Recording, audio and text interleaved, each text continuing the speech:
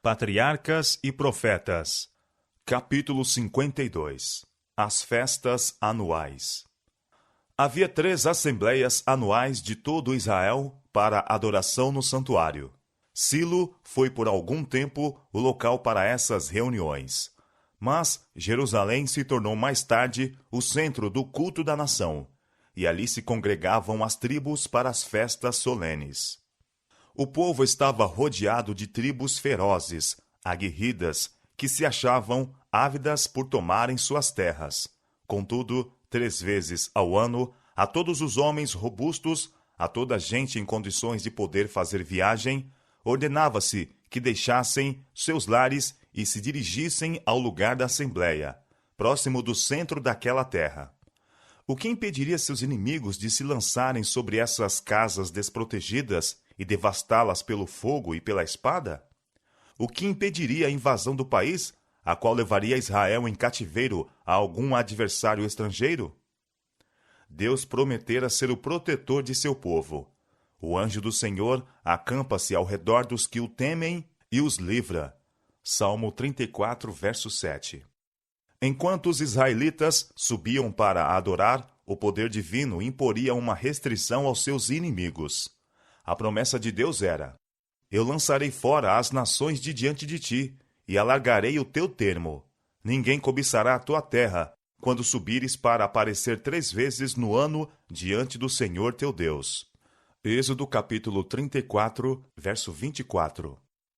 As primeiras destas solenidades, a Páscoa e a festa dos pães asmos, ocorriam em Adib, o primeiro mês do ano judaico, correspondente ao fim de março a princípio de abril. Era passado o frio do inverno, terminara a chuva serôdia, e toda a natureza se regozijava na frescura e beleza da primavera. A relva era verde nas colinas e vales, e flores silvestres por toda parte adornavam os campos. A lua, já quase cheia, tornava deleitosa as noites. Era a estação tão belamente descrita pelo cantor sagrado. Eis que passou o inverno. A chuva cessou e se foi. Aparecem as flores na terra. O tempo de cantar chega, e a voz da rola ouve-se em nossa terra. A figueira já deu seus figuinhos, e as vides em flor exalam o seu aroma. Cantares de Salomão, capítulo 2, versos 11 a 13. Por toda a terra, bandos de peregrinos estavam a caminho para Jerusalém. Todos dirigiam os pastos para o lugar em que se revelava a presença de Deus. Os pastores deixavam seus rebanhos, os guardas do gado as suas montanhas, pescadores o mar da Galileia, os lavradores os seus campos, e os filhos dos profetas as escolas sagradas. Jornadeavam em pequenas etapas, pois que muitos iam a pé. As caravanas estavam constantemente a receber acréscimos, e frequentemente se tornavam muito grandes antes de chegarem à santa cidade. A alegria da natureza despertava nos corações de Israel júbilo e gratidão para com o doador de todos os bens. Cantavam-se os grandiosos salmos hebreus, exaltando a glória e majestade de Jeová. Ao som da trombeta que dava os sinais, juntamente com a música dos símbolos, erguia-se o coro de ações de graças, avolumado por centenas de vozes. Alegrei-me quando me disseram: vamos à casa do Senhor. Os nossos pés estão dentro das tuas portas, ó Jerusalém, onde sobem as tribos do Senhor, para darem graças ao nome do Senhor. Orai pela paz de Jerusalém, prosperarão aqueles que te amam. Salmo 122, versos 1 a 6. E ao verem em redor de si as colinas, onde os gentios costumavam acender os fogos de seus altares, cantavam os filhos de Israel: elevo os meus olhos para os montes. De onde me virá o socorro? O meu socorro vem do Senhor, que fez o céu e a terra. Salmo 121, versos 1 e 2. Os que confiam no Senhor serão como o monte de Sião, que não se abala, mas permanece para sempre. Como estão os montes à roda de Jerusalém, assim o Senhor está em volta do seu povo, desde agora e para sempre. Salmo 125, versos 1 e 2. Transpondo as colinas que ficavam à vista da santa cidade, olhavam com temor reverente para as multidões de adoradores que caminhavam para o templo. Viam o fumo do incenso a ascender, e ao ouvirem as trombetas dos levitas anunciando o serviço sagrado, tomavam-se da inspiração do momento e cantavam: Grande é o Senhor e muito digno de louvor, na cidade do nosso Deus, no seu monte santo. Formoso de sítio e alegria de toda a terra, é o monte de Sião sobre os lados do norte, a cidade do grande rei. Salmo 48, versos 1 e 2. Haja paz dentro de teus muros e prosperidade dentro dos teus palácios. Abre-me as portas da justiça, entrarei por elas e louvarei ao Senhor. Pagarei os meus votos ao Senhor, que eu possa fazê-lo na presença de todo o meu povo, nos átrios da casa do Senhor, no meio de ti, ó Jerusalém. Louvai ao Senhor. Salmo 122, verso 7, Salmo 118, verso 19, Salmo 116, versos 18 e 19.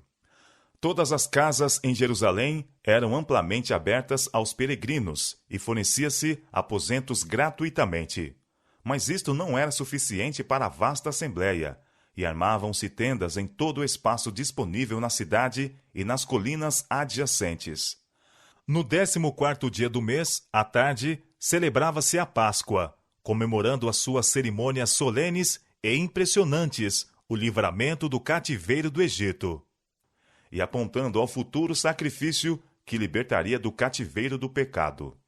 Quando o Salvador rendeu sua vida no Calvário, cessou a significação da Páscoa, e a ordenança da ceia do Senhor foi instituída como memorial do mesmo acontecimento de que a Páscoa fora tipo. A Páscoa era seguida pelos 7 dias da festa dos pães asmos. O 1º e 7º dia eram dias de santa convocação, nos quais nenhum trabalho servil devia ser feito. No 2º dia da festa, as primícias da ceifa do ano eram apresentadas perante Deus. A cevada era o primeiro cereal a produzir-se na Palestina, e no início da festa estava começando a amadurecer. Um molho deste cereal era movido pelo sacerdote diante do altar de Deus, em reconhecimento de que todas as coisas eram dele. Antes que esta cerimônia se realizasse, não se devia fazer a colheita. 50 dias depois, a partir da oferta das primícias, vinha o Pentecoste, também chamado a Festa da Ceifa, a Festa das Semanas. Como expressão de gratidão pelo cereal preparado como alimento, 2 pães assados, com fermento, eram apresentados diante de Deus. O Pentecoste ocupava apenas um dia, que era dedicado ao serviço religioso. No 7º mês vinha a festa dos tabernáculos, ou da colheita. Esta festa reconhecia a munificência de Deus nos produtos do pomar, era a reunião festiva encerradora do ano. A terra havia outorgado seu produto, as messes estavam recolhidas nos celeiros, os frutos, o azeite e o vinho estavam armazenados, as primícias reservadas. E agora o povo vinha com seus tributos de ações de graças a Deus, que os havia assim abençoado ricamente. A festa devia ser eminentemente uma ocasião para regozijo. Ocorria precisamente depois do grande dia da expiação, quando haviam obtido a certeza de que sua iniquidade não mais seria lembrada. Em paz com Deus, vinham agora diante dele para reconhecer sua bondade e louvá-lo pela sua misericórdia. Estando terminados os labores da ceifa e ainda não iniciadas as labutas do ano novo, o povo estava livre de cuidados e podia entregar-se às influências sagradas e jubilosas do momento. Embora unicamente aos pais e aos filhos fosse ordenado comparecer às festas, todavia, tanto quanto possível, a casa toda devia a elas assistir. E a hospitalidade daqueles eram bem-vindos aos servos, os levitas, os estrangeiros e os pobres. Como a Páscoa, a festa dos tabernáculos era comemorativa. Em memória de sua vida peregrina no deserto, o povo devia agora deixar suas casas e habitar em cabanas ou em caramanchés, formados dos ramos verdes das formosas árvores, ramos de palmas, ramos de árvores espessas e salgueiros de ribeiro. Levítico capítulo 23, versos 40, 42 e 43. O primeiro dia era uma santa convocação, e aos 7 dias da festa acrescentava-se um 8º, que era observado de modo semelhante.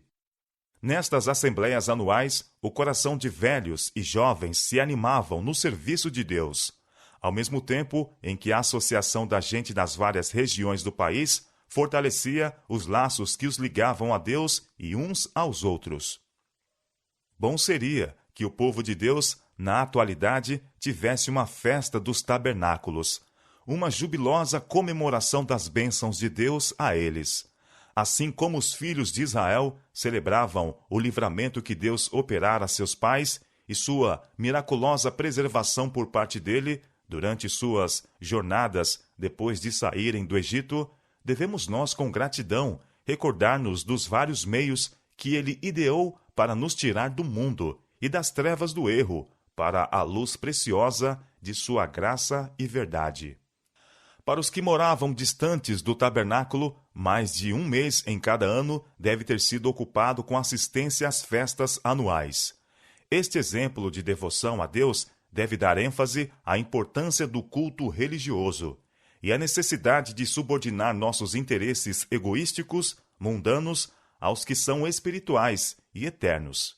Incorremos em perda quando negligenciamos o privilégio de nos associarmos a fim de fortalecer-nos e encorajar-nos uns aos outros no serviço de Deus. As verdades de sua palavra perdem sua vivacidade e importância em nossa mente.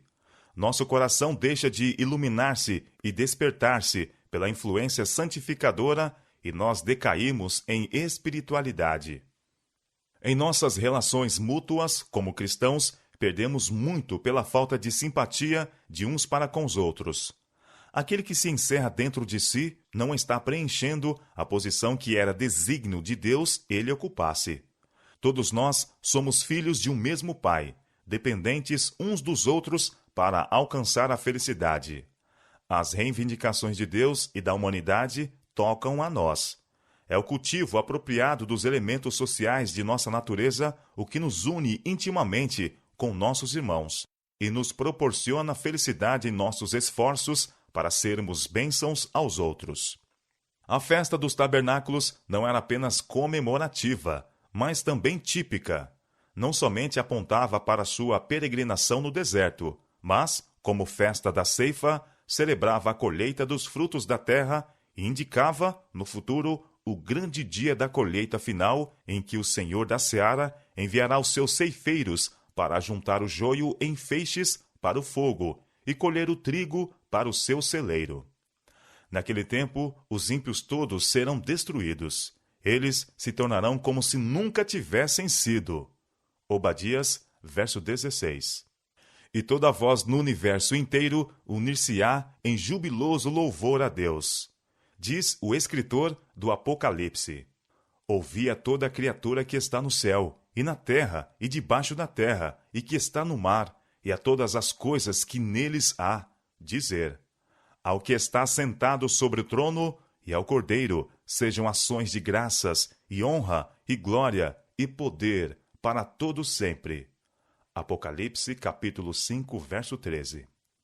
O povo de Israel louvava a Deus na festa dos tabernáculos, ao evocarem à mente a sua misericórdia pelo seu livramento da escravidão no Egito e o seu terno cuidado para com eles, durante sua vida peregrina pelo deserto. Regozijavam-se também pela consciência que tinham do perdão e aceitação mediante o serviço do dia da expiação, apenas terminado. Mas quando os resgatados do Senhor houverem sido com segurança recolhidos na Canaã celestial, livres para sempre do cativeiro da maldição, sob o qual toda a criação geme e está juntamente com dores de parto até agora, regozijar-se-ão com indizível alegria e plenos de glória. A grande obra expiatória de Cristo em prol do homem ter-se-á então completado, e seus pecados terão sido para sempre eliminados. O deserto e os lugares secos se alegrarão disto, e o ermo exultará e florescerá como a rosa. Abundantemente florescerá e também regurgitará de alegria e exultará. A glória do Líbano se lhe deu, a excelência do Carmelo e Sarão. Eles verão a glória do Senhor, a excelência do nosso Deus. Então os olhos dos cegos serão abertos, e os ouvidos dos surdos se abrirão. Então os coxos saltarão como cervos, e a língua dos mudos cantará.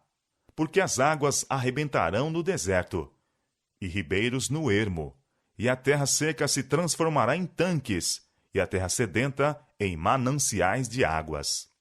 E ali haverá um alto caminho, um caminho, que se chamará o Caminho Santo. O imundo não passará por ele, mas será para aqueles. Os caminhantes, até mesmo os loucos, não errarão. Ali não haverá leão, nem animal feroz subirá a ele, nem se achará nele, mas os remidos andarão por ele. E os resgatados do Senhor voltarão e virão a Sião com júbilo, e alegria eterna haverá sobre as suas cabeças. Com gozo e alegria alcançarão, e deles fugirá a tristeza e o gemido. Isaías capítulo 35, versos 1, 2 e 5 a 10.